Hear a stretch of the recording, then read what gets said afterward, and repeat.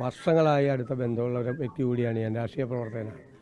Indian union മുസ്ലിം league നമ്മുടെ UDF രാഷ്ട്രീയത്തിൻ്റെ ഏറ്റവും വലിയ ശക്തി കേന്ദ്രം കൂടിയാണ്. ഞങ്ങൾ ഒരു കാലത്തും ഇല്ലാത്ത തരത്തിൽ ടീം UDF ആയിട്ടാണ് പ്രവർത്തിച്ചത്. നിങ്ങൾക്ക് എല്ലാവർക്കും അറിയാം, ഒരു പാർട്ടി പ്രവർത്തിക്കുന്നത് പോലെയാണ് അസംബ്ലിക്കകത്തും പുറത്തും പ്രവർത്തിച്ചത്. അതിനെല്ലാം എല്ലാ പിന്തുണയും തന്ന ഒരാളാണ് അഭിവന്ദനായ പാണക്കാട് സാദിഖ് അലി ശിഹാബ്. അദ്ദേഹത്തിൻ്റെ പിന്തുണയുണ്ടായിരുന്നു. പിന്നെ അദ്ദേഹത്തിൻ്റെ നമ്മളെടുത്തൊരു അതിശക്തമായ ഒരു മതേതര നിലപാടുണ്ടായിരുന്നു. അത് കേരളം അംഗീകരിച്ചു. ആ മതേതര നിലപാടിൻ്റെ പിൻബലവും അദ്ദേഹമായിരുന്നു. എത്ര പേരാണ്, ഞാൻ അവരെ ആരെയും പേരെടുത്ത് കുറ്റപ്പെടുന്നില്ല, അതിൻ്റെ സമയമല്ല. കേരളത്തിലൊരു വിദ്വേഷ പ്രചരണം നടത്തി ഭിന്നിപ്പുണ്ടാക്കാൻ പല ശക്തികൾ ശ്രമിച്ചു. അങ്ങീ പറഞ്ഞ മതേതരത്വമുണ്ടല്ലോ, 2018 പ്രളയത്തിൻ്റെ സമയത്തും അതിനുശേഷമുണ്ടായ വയനാട് ദുരന്തത്തിൻ്റെ സമയത്തും ജനം തിരിച്ചറിഞ്ഞതാണ് മതേതരത്വം എന്താണെന്നുള്ളതും മനുഷ്യത്വം എന്താണെന്നുള്ളതും.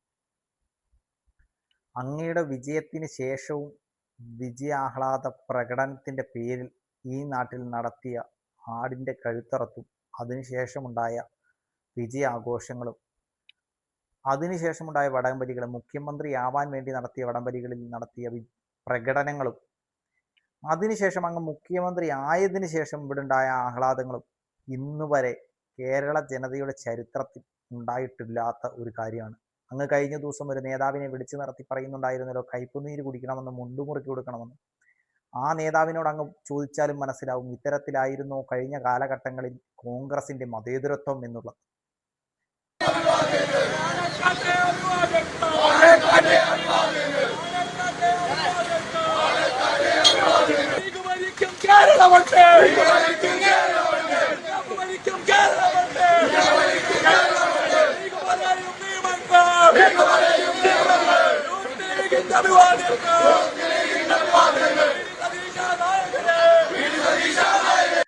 ഇത് മാത്രം കൊണ്ട് തീർന്നില്ല കേട്ടോ, ഇതിന് മറിച്ചുമുണ്ടായി. കുത്തിയാൽ ആർക്കായാലും നോക്കുമല്ലോ, അത് അവിടെയും സംഭവിച്ചു. അതുകൂടെ ഒന്ന് കണ്ടാലോ. മുസ്ലിം ലീഗുകാരന്റെ കൈവെട്ടുമെന്ന വിവാദ പ്രസംഗവുമായി SNDP നേതാവ്. വെള്ളാപ്പള്ളി നടേശനെ തൊട്ടാൽ തൊടുന്ന മുസ്ലിം ലീഗുകാരുടെ കൈവെട്ടുമെന്ന പ്രസംഗം. SNDP യോഗം മീനച്ചിൽ യൂണിയൻ ചെയർമാൻ സുരേഷ് ഇട്ടിക്കുന്നിലാണ് പ്രസംഗം നടത്തിയത്.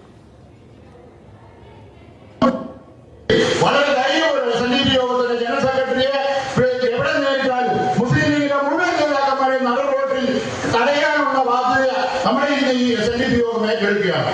അതുപോലെ മീനച്ചിൽ യൂണിയൻ ഒന്ന് പറയുന്നു, SNDP യോഗത്തിന്റെ ജനറൽ സെക്രട്ടറി വെള്ളാപ്പള്ളി നടേശനെ തൊട്ട് കളിച്ചാൽ ആ തൊടുന്ന കൈ ഞങ്ങൾ വെട്ടിക്കളയുമെന്ന് ഈ ഉറക്കെ പ്രഖ്യാപിച്ചുകൊണ്ട് ഈ യോഗം ഞാൻ ഉദ്ഘാടനത്തിനായി പ്രഖ്യാപിച്ചുകൊണ്ട് ഞാൻ നിർത്തുന്നു. നന്ദി, നമസ്കാരം.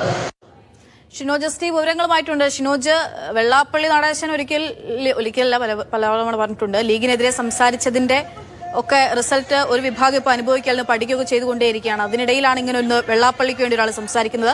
എവിടെ വെച്ചാണ് ഇങ്ങനെ ഒരു സംസാരം ഉണ്ടായത്? അവിടെയുള്ള ആളുകൾ കൈയടിക്കുകയും ചെയ്യുന്നുണ്ട്. എപ്പോഴാണ്?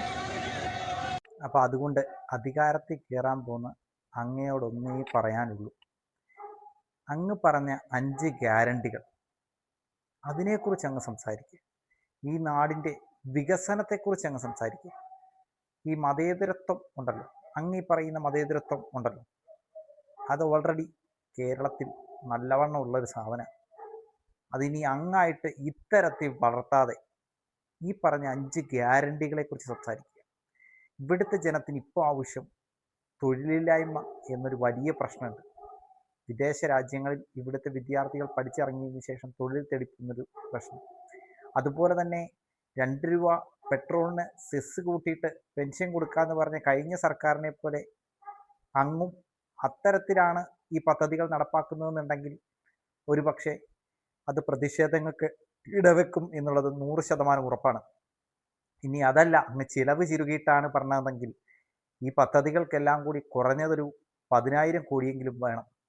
അങ്ങ് പറഞ്ഞത് വെറും 100 കോടി രൂപ അങ്ങേയറ്റം പോയി കഴിഞ്ഞാൽ അങ്ങ് ഏതൊക്കെ തരത്തിൽ ചിലവ് ചുരുക്കിയാലും ഒരു 100 കോടി അതിന് മേളിൽ വരില്ല എന്ന് തന്നെയാണ് വിശ്വാസം. പിന്നെ അങ്ങ് ഈ പറഞ്ഞ പദ്ധതികളിൽ KSRTCയുടെ കാര്യമുണ്ടല്ലോ, ഒരു വീട്ടിൽ ഒരു ഗ്രഹനാഥ ഉണ്ടെങ്കിൽ, ഒരു അമ്മയുണ്ടെങ്കിൽ, അല്ലെങ്കിൽ ഒരു സ്ത്രീ ഉണ്ടെങ്കിൽ അവർ ജോലിക്ക് പോയതിന് ശേഷം അവർക്ക് ഒരു ദിവസം കിട്ടുന്ന വരുമാനത്തിൽ നിന്ന് 100 രൂപ KSRTCയിൽ, അല്ലെങ്കിൽ 50 രൂപ അല്ലെങ്കിൽ 70 രൂപ 100 രൂപ KSRTC ടിക്കറ്റ് കൊടുത്ത് അവർ സഞ്ചരിക്കുന്നത് ലാഭമാകും എന്ന് കരുതിയായിരിക്കും അവർ വോട്ട് ചെയ്തത് കോൺഗ്രസിന്. പക്ഷേ അവരുടെ വീട്ടിലെ ഗൃഹനാഥൻ ഒരു പ്രൈവറ്റ് ബസ്സിലെ കണ്ടക്ടറോ ഡ്രൈവറോ ആണെങ്കിൽ അവരുടെ ജോലി നഷ്ടപ്പെടുന്നതിനെക്കുറിച്ച് അവരൊരു പക്ഷെ ചിന്തിച്ചിട്ടുണ്ടാവില്ല. അപ്പോൾ അങ്ങനെ ഒരു പ്രശ്നം കൂടെ ഉണ്ടല്ലോ സാറേ. അപ്പോൾ ഇതൊക്കെ നല്ല രീതിയിൽ അങ്ങേക്ക് നടപ്പാക്കാൻ കഴിയട്ടെ. എല്ലാവിധ ആശംസകളും നേരുന്നു.